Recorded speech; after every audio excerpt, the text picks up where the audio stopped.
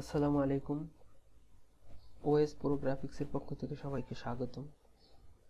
আশা করি সবাই ভালো আছেন। গত ভিডিওতে আমরা দেখাইছি যে কিভাবে ক্লিপিং পাথ করতে হয়। আজকে আমরা দেখব সেই ক্লিপিং পাথ ইউজ করে কিভাবে ব্যাকগ্রাউন্ডটা রিমুভ করা যায়। যারা এখনো গত ভিডিওটা দেখেননি অথবা ক্লিপিং পাথ পারেন না, তারা কিন্তু ব্যাকগ্রাউন্ড রিমুভ করতে পারবেন না। এই জন্য অবশ্যই আগে আপনাকে ক্লিপিং পাথ শিখতে হবে, তারপরে হচ্ছে ব্যাকগ্রাউন্ড রিমুভ করতে হবে। তাহলে আমরা গত ভিডিওতে এই প্রোডাক্টের ক্লিপিং পাথ করে সেভ করে রেখে দিয়েছিলাম। তা আমি প্রোডাক্টটা ওপেন করার পরে পাথে চলে যাব, লেয়ার থেকে পাথ। দেখেন এখানে লেখা আছে ক্লিপিং পাথ 1, একটা পাথ করা আছে। আমি পাথটাকে সিলেক্ট করব, কন্ট্রোল ইন্টার প্রেস করতে হবে, অর্থাৎ পাথ সিলেকশন, কন্ট্রোল ইন্টার। দেখেন পাথটা সিলেক্ট হয়ে গেল। এখন কারো বাসায় যদি কন্ট্রোল ইন্টার দেওয়ার পরে সিলেকশনটা এরকম হয়ে আসে, যেমন সিলেকশনটা প্রোডাক্টও ধরে আছে আবার বাইরের দিকটাও ধরে আছে, এরকম যদি হয়ে আসে তাহলে বুঝতে হবে তাকে যে প্রোডাক্টটা ধরে নেই, সে ব্যাকগ্রাউন্ডটা ধরে আছে, অর্থাৎ ব্যাকগ্রাউন্ডটা সিলেক্ট হয়ে আছে। এই জন্য এই সিলেকশনটাকে আপনাকে প্রোডাক্টের দিকে ঘুরিয়ে দেওয়ার জন্য আপনাকে কিবোর্ড থেকে শিফট এবং কন্ট্রোল ধরে আই প্রেস করতে হবে, অর্থাৎ শিফট কন্ট্রোল আই প্রেস করতে হবে। তাহলে দেখবেন যে প্রোডাক্টটা কি হলো, ঘুরে গেল, সিলেকশনটা ঘুরে গেল। এখন শুধুমাত্র প্রোডাক্টটা ধরে আছে। এই প্রোডাক্টটা ধরে থাকার পরে আপনাকে কিবোর্ড থেকে শুধু কন্ট্রোল জে প্রেস করতে হবে। তাহলে এখানে দেখবেন যে লেয়ার 0 থেকে লেয়ার 1 ক্রিয়েট হয়ে গেছে, এবং লেয়ার যে 0 যেটা ছিল, আমাদের মূল ইমেজ যেটা ছিল, সেটাকে ডিসেবল করে দিতে হবে, অর্থাৎ এই পাশে যে আইকনটা আছে আই, এটাকে বন্ধ করে দিতে হবে। বন্ধ করে দিলেই দেখতে পারবেন যে আপনার ব্যাকগ্রাউন্ডটা রিমুভ অলরেডি হয়ে গেছে। কিন্তু এই নিচের লেয়ারটা যদি আপনি ডিসেবল না করেন, ততক্ষণ পর্যন্ত আপনি দেখতে পাবেন যে আসলে কোনো ব্যাকগ্রাউন্ড কিন্তু রিমুভ হয়নি। তো কাজেই এটাকে আপনাকে ডিসেবল করে দিতে হবে অবশ্যই। এই ডিসেবল করে দেওয়ার পরে এখন আপনি এর যদি কোনো ব্যাকগ্রাউন্ড দিতে চান, আদার্স যদি কোনো ব্যাকগ্রাউন্ড দিতে চান, তাহলে এই জন্য আপনাকে নিউ একটা লেয়ার ক্রিয়েট করতে হবে। তা আমরা নিউ লেয়ার ক্রিয়েট কিভাবে করে সেটা প্রথম ভিডিওতে দেখেছি। ক্রিয়েট এ নিউ লেয়ার, এই বাটনে ক্লিক করব, দেখেন নিউ একটা লেয়ার ক্রিয়েট হয়ে গেছে। তাহলে যেহেতু আমরা প্রোডাক্টের ব্যাকগ্রাউন্ডটাকে কালার করব অথবা কালারফুল একটা ব্যাকগ্রাউন্ড দিব, সেটা হচ্ছে প্রোডাক্টের ব্যাকগ্রাউন্ড হিসাবে, তাহলে এখানে অবশ্যই বুঝতে হবে যে আপনাকে যে ব্যাকগ্রাউন্ড লেয়ারটা থাকবে সেটা অবশ্যই প্রোডাক্টের নিচে থাকতে হবে। এই জন্য লেয়ার 2কে লেয়ার 1 এর নিচে সুইচ করে দিতে হবে। তো আমি টেনে ধরে লেয়ার 1 এর নিচে ছেড়ে দিলাম। দেখেন লেয়ার 2টা লেয়ার 1 এর নিচে চলে আসছে। এখন জাস্ট আমি এখান থেকে একটা ব্যাকগ্রাউন্ড, ফোরগ্রাউন্ডে একটা কালারফুল ব্যাকগ্রাউন্ড সিলেক্ট করে দিলাম, সিলেক্ট করলাম, নিয়ে নিলাম, ওকে করে দিলাম। এরপরে এই কালারটাকে এই লেয়ার 2তে অ্যাপ্লাই করার জন্য আমরা শুধু অল্টার ব্যাক স্পেস প্রেস করব। তাহলে দেখেন যে আমার কালারফুল ব্যাকগ্রাউন্ড কিন্তু হয়ে গেছে। এখন এই সমস্ত কাজ শেষ হয়ে যাওয়ার পর, ব্যাকগ্রাউন্ড রিমুভ করে দেওয়ার পরে আপনাকে এই ফাইলটাকে পিএসডি ফরম্যাটে সেভ করে রাখতে হবে। কেননা পরবর্তীকালে যদি আপনাকে এডিট করতে হয় কোনো কিছু, তাহলে অবশ্যই কি করতে হবে,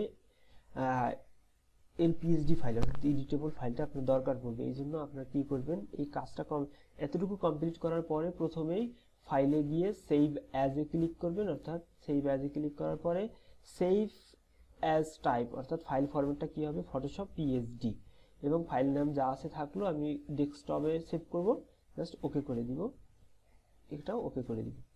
দেখেন আমার কি হয়েছে, এখানে একটা ক্লিপিং পাথ নামে একটা পিএসডি ফাইল এখানে সেভ হয়ে গেছে। এখন আমি যদি এই এই ডকুমেন্টটাকে কেটেও দেই, পরবর্তীতে যদি আমি এই পিএসডি ফাইলটাকে ফটোশপে ওপেন করার চেষ্টা করি, তাহলে দেখেন যে আমার সব কিছুই কিন্তু লেয়ার 1, 2 এবং লেয়ার 0 সবগুলো এখানে আছে। এটা সেভ হয়ে গেল।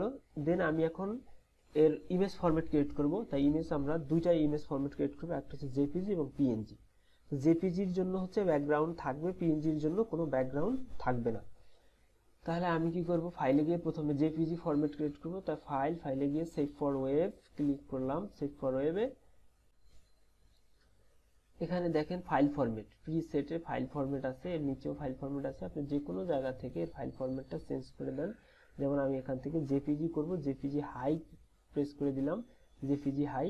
তাই হাই থাকার পরেও এর কোয়ালিটি আছে 60, তাই আমি এটাকে কি করব, ম্যাক্সিমাম করে দিব, একদম 100 করলে ম্যাক্সিমাম হয়ে যাবে। ওকে, এরপরে আমি জাস্ট কি করব, সেভ বাটনে ক্লিক করে দিব। আপনারা যদি চান যে আপনাদের ইমেজটাকে সাইজ ছোট করতে হবে, তাহলে এখান থেকে সাইজটা ছোট করতে পারবেন।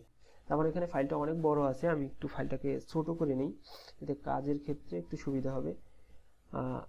আমি এটাকে 2000, দেখেন 2000 ওয়াইডে যখন আমরা এটাকে 2000 লিখলাম, হাইটটা কিন্তু অটোমেটিক্যালি চেঞ্জ হয়ে গেল, অর্থাৎ একটা রেশিও অনুযায়ী চেঞ্জ হয়েছে। আপনাকেও যদি চেঞ্জ করতে হয় তাহলে এই রেশিও অনুযায়ী চেঞ্জ করতে হবে। যদি রেশিও অনুযায়ী চেঞ্জ না করেন তাহলে কিন্তু আপনার ইমেজটা ঠিক থাকবে না, অর্থাৎ ইমেজের ডাইমেনশনটা নষ্ট হয়ে যাবে। আমি 2000 দিয়ে আমি সেভ বাটনে ক্লিক করলাম,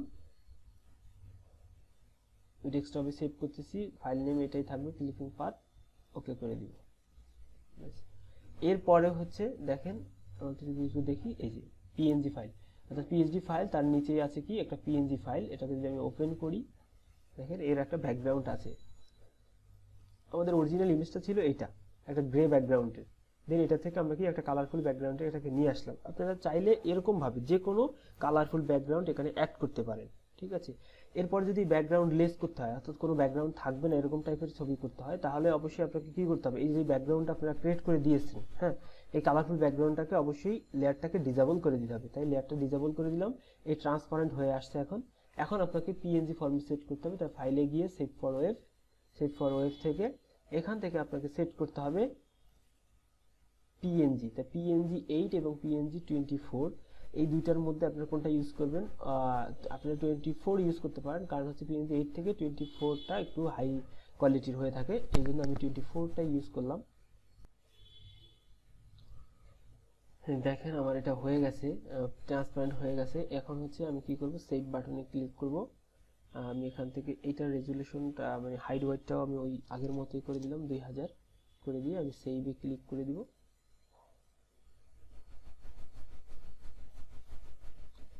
জাস্ট এখানেও সেভে ক্লিক করে দিব। এখন আমরা একটু দেখে আসি কি অবস্থা।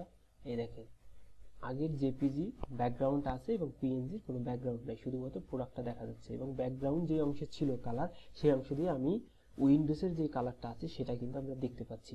এটা শুধু উইন্ডোজ না, আপনি যেখানে যেখানে এই পিএনজি ফরম্যাটটা নিয়ে যাবেন শুধুমাত্র প্রোডাক্টটাই দেখা যাবে, এর ব্যাকগ্রাউন্ড কোনো ব্যাকগ্রাউন্ড দেখা যাবে না। তো এই ছিল clipping path with background remove এবং আদার্স কালারফুল ব্যাকগ্রাউন্ড অ্যাড করা, জেপিজি ফরম্যাট ক্রিয়েট করা এবং পিএনজি ফরম্যাট ক্রিয়েট করা।